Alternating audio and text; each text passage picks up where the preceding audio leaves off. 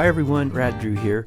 Hey, I had a blast yesterday out driving around southern Indiana, and I photographed a few barns, and one of them I posted on social media, and it got a lot of attention, and I've had a lot of people ask me a little bit about what it was shot with and how I created the image. And so I wanted to share with you my process today. And just to let you know, I did photograph this image with the new iPhone 12 Pro Max using the ProRAW format, which allows you to then edit that raw file and get a little extra goodness out of it. So what I want to show you here, I'm just going to flip over here to the native camera, and you'll see I'm just pointing here to my little desktop studio.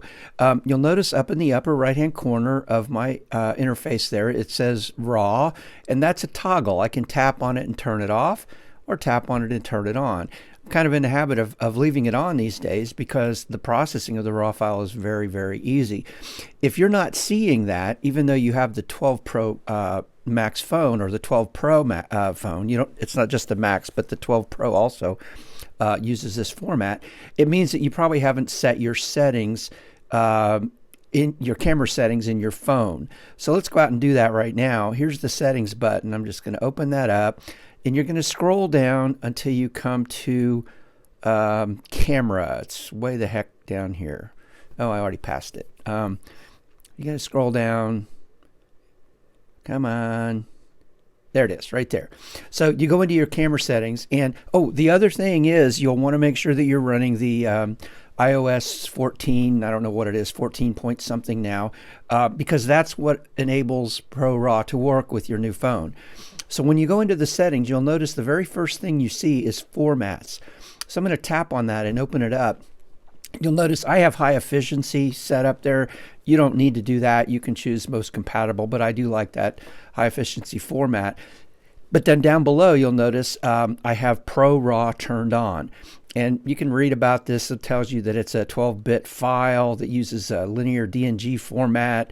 Blah, blah, blah. But the file size is going to be about 25 megabytes. When you have that turned on, you'll have that switch that I showed you in the camera interface. So let me go back to the settings here. The next thing you'll want to do is scroll down to, let me see here, formats, and, well, where is it? Preserve settings right here. Duh. So you want to go, let me go back here. So there's formats at the top and then preserve settings right down here under record stereo sound. So I'm going to tap on preserve settings. And these are the settings that I have selected. I'm not going to go through each of these, but you might want to take a screenshot or something of that. You notice ProRAW is turned on. Let's see, setting rather than automatically reset. Yeah, so all that's that way. So that's everything on that page. So you may want to go ahead and, like I said, do a screenshot of that. So let's go back. And then the last thing that I would suggest on here as you go down, I also have Smart HDR on because, again, it's just one of those computational photography things that's going to happen in the background. If your image, your scene has the contrast, light contrast that would require that more balanced exposure when you've got bright areas and dark areas, Smart HDR just sort of kicks in and does its own thing. Okay, so let's go back to the camera roll. So here's the image that I shot. That I had several here, you can see, but I picked this one. And I want to just point out a couple things. First of all, you'll notice up in the upper right-hand corner, you see it says RAW. So that tells me this was taken with that RAW, with the RAW camera turned on. And so it's captured this in that Pro RAW format. I just want to talk a little bit about the composition of this image.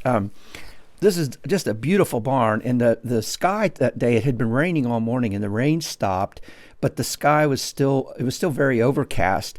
And so I liked what was happening in the sky, and it kind of made almost a light box effect for the lighting of the barn. I chose to crop it very tight. I shot this with the 2.5 millimeter, the 2.5 lens, which is the 65 millimeter. And I had to zoom with my feet, if you will, backing up to ensure that I could get the barn in the frame the way I wanted it. And I was really careful to look at the way the trees were spaced behind it. And I chose to compose it so that the peak of the barn came between those trees rather than having one of those trees kind of grow out of the peak.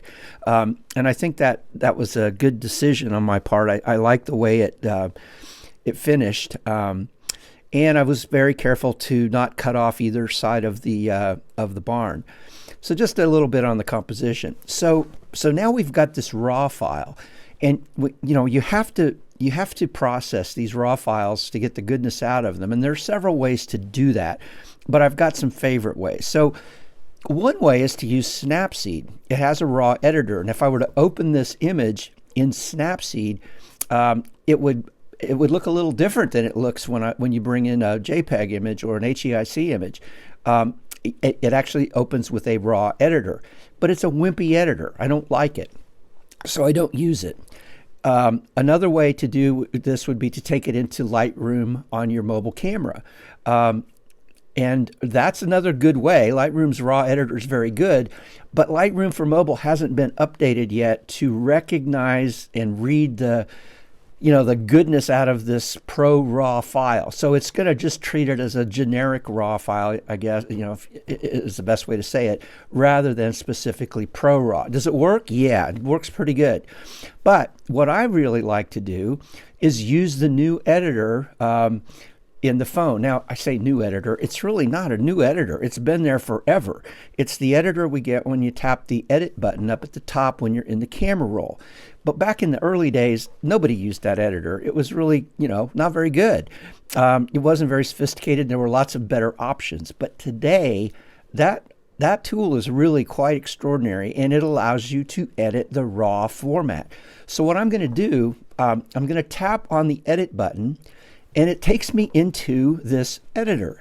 And you'll notice down across the bottom, I've got all these different things that I can deal with. Now, if you're used to processing raw files on other devices or on your desktop, you'll recognize you've got a lot of the same things. There's highlights, shadows, a black point, all those kinds of things that are kind of part and parcel of processing a raw file.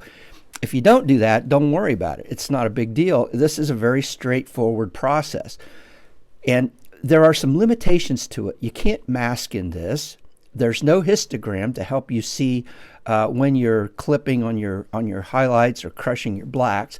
So there are some limits there. But I like to start here, but then I do transfer the edited image into SnapSeed and finish it. So here's the process that I do. I start by tapping this auto button right here. So I'm going to tap auto. And notice, as soon as I tap, you see the difference. And if you scroll across here, you'll see these lines around the circle. Those are the adjustments that were made when I tapped auto. The black point went all the way up to 100%. A little bit of saturation. So you can see what those things are. Now, if you want to override those, you can do it. You can just go in and tap on any of these and make your adjustments here if you want. I'm going to stick with that auto adjustment, and that's all I'm going to do for now. I could sharpen and I could work on the noise reduction. I could add a vignette and all that, but I'm not going to do that. The reason I'm not going to do it is because I prefer doing those things in SnapSeed because I have the ability to mask and do other things for targeted editing of the image. So I'm going to go ahead and tap on done here. And when I do, it takes me back. I'm back in the editor. Back in the camera roll. It still tells me this is a raw file up there. But when I take it into SnapSeed now, SnapSeed's going to recognize it not as a raw file. It's already been processed. But keep in mind, your original raw file is still there. So if I tap edit again on this image, there is my edit that I did, and you notice down in the bottom in red it says revert. If I tap that revert and revert to original, there's my original image untouched. So I'm going to go back into edit here, and I'm going to tap auto again and done to save that. So now what I'm going to do, I've done that initial raw processing on this image. Next thing I'm going to do, I'm going to tap on the share icon in the lower left corner of the interface, and I'm going to copy the image. Now I've put it on a clipboard, and I'm going to navigate to SnapSeed, and you'll notice I just swipe down on the interface, and there it is in my tray. I've used it recently. So I'm going to hold my finger down on it, and I get another menu where I can paste that image. So I'll choose Paste Image, and there's our image in SnapSeed. So now I'm going to proceed with, with my standard editing process within SnapSeed. So I'm going to go first to my tools, to Tune Image, and I'll go down to my ambiance, and I'll just kind of play with the ambiance. Look how it lifts the shadows in the barn and gives us a nice balance with the background. I really like what it's done there. Now you'll notice too, down at the bottom, there is a histogram. So if you're accustomed to using a histogram when you're doing your edits, it's really nice to know that's there. If you don't see it, you might see an icon that looks like that. Well, that's the button to turn it on. So if you tap on that little, graph thing there, there's your histogram. And so you can see as I play with the ambiance, you can see how if I take it into the negative, now I'm really crushing those blacks. You can see the histogram is all the way over there to the left. I'm going to bring this back up, and I'm going to take my ambiance up to probably around, around 70, 75, something like that. So there's before and there's after that, just that one adjustment. Then I'm going to slide down to my highlights. And if I drop my highlights, watch the sky. I can darken the sky if I want, or I can lift the sky if I want. I kind of like darkening it just a little bit. It adds a little bit of drama, and it puts the sky more in the background and lets us focus on the barn in the foreground. Next, I'm going to go to my shadows. And here, a lot of times I like to drop my shadows for drama, but that's great when you've got really cloudy skies or, clouds in the sky. But what I'm going to do in this case, I'm going to lift my shadows a little bit. And look at how the front of the barn, I can bring out some of the shadows in the barn. I don't want to eliminate them completely like that. I still want those shadows there, but I want to lift them just a little bit. So there's our before and there's after. And I'm just pressing on the screen here to show before and after. If you want to learn more about some of this basic process, on my YouTube channel, I've got a number of different SnapSeed videos that go through this in a little more detail. So I'm kind of flying through it here. The last thing down here is warmth. We're still in Tune Image. And if I wanted, I could warm up those tones a little bit. You see how it adds a little yellow when I slide to the right. Or if I wanted, I could cool it off and give it more of a blue tone, which actually I kind of like. So I may go and do that. Every time I do this, it's kind of the mood you're in and what your creative, your creative thoughts are in that moment. This is where you get to really play and exercise your creative chops and do what you want to do. So there's no right answer here. I'm just playing around, and I might do it differently tomorrow. But I'm gonna stay there for now. I'm gonna click the check mark here to commit to those changes. Now we're still in SnapSeed, but we've just done a tune image on this, a tune image adjustments, and there's our before where we started, and there's where we are now. The next thing I'm gonna do is go up to details, and I'm gonna these in details, I can adjust structure and sharpening here. I'm going to take my structure up, and I'm going to take it up quite a bit, maybe around 30. And watch, see, look at the barn. There's before that adjustment, and there's after. It's subtle, but it's really bringing out the texture in the barn and everything. And I'm going to go ahead and sharpen about 20% or so. So now there's before, and there's after that adjustment. I'm going to click the check mark and commit to that. Now I've just made that adjustment globally, which means I've also added that structure and sharpening to the trees in the back, but I don't really want to do that. I only want the sharpening and structure to be in front on the barn. So what I'm going to do is go up to the history button up at the top. You'll see the little stack icon with the arrow over it. That's our history button. I'm going to tap on that and choose View Edits. And here are our layers that we've just done. We did a tune image layer and a detail layer. Well, I'm going to go to the detail layer, and I could throw this layer away with the trash can. I could go into the sliders and make some adjustments there, or I could hit the brush. I'm going to choose the brush. Now, what we're seeing right now is this image without that last adjustment added. So the sharpening and structure that we just did it's in the computer, but it's not yet showing up on the image that we're looking at. It's waiting for us to tell Snapseed where we want that adjustment to be. So I want it to be on the barn. So I'm going to tap the blue icon down here, the blue eyeball. Make sure it's blue. If it's not blue, you won't see your marking on the screen. So I'm going to turn it to blue. It defaults to 100% detail. So what it's telling me is that it's going to apply 100% of that sharpening and structure adjustment that we just did to wherever I tell it to do it. So here's how I'm going to tell it to do it. I'm going to take my finger and I'm just going to brush in on the barn. So I'm saying, hey, put that structure that we just did and that sharpening that we just did just on the barn. I can zoom way in and be pretty precise. I often use a stylus for this, but I don't know, I'm pretty used to using my finger, but you can get very precise. So again, what we're doing is putting that sharpening and structure adjustment in the textures in the barn, but not in the trees behind it. And that's just a choice that I'm making. There's no, right or wrong about it. I just don't want those, you can over sharpen, and I don't want that to happen to those trees. So now there's our image. The red is showing us where we are telling Snapseed to put the sharpening and the structure adjustment. If I tap on the blue eyeball, you just don't see it anymore. It's there, but you can't see it. So I'm going to go ahead and click the check mark. Now I've committed to that change. Now, if we want to see what it looked like before that detail adjustment in the masking we just did, now we would go down and just tap on Tune Image below the blue detail box. And it's like turning off that detail layer. So there's the Tune Image. Now if I tap Details, there it is. Look at that. Did you see? Let me do it again. There's without the sharpening and structure. Now I'm going to tap Details. Boom. It brought all that really nice detail up. Let's see if, I don't know if it'll do this. There's without and there's with. See how it brought that in, but it didn't affect our background. So now I'm going to tap the arrow in the upper left and go back to our home area. We're still in Snapseed. We've done all these adjustments.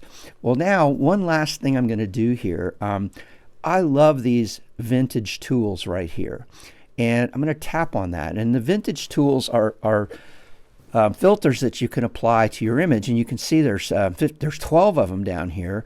And I often go through and just tap on each one and look at what I like. And I really like this blue right here. It brings out the blue in the boards, and it kind of ties in the blue in the sky.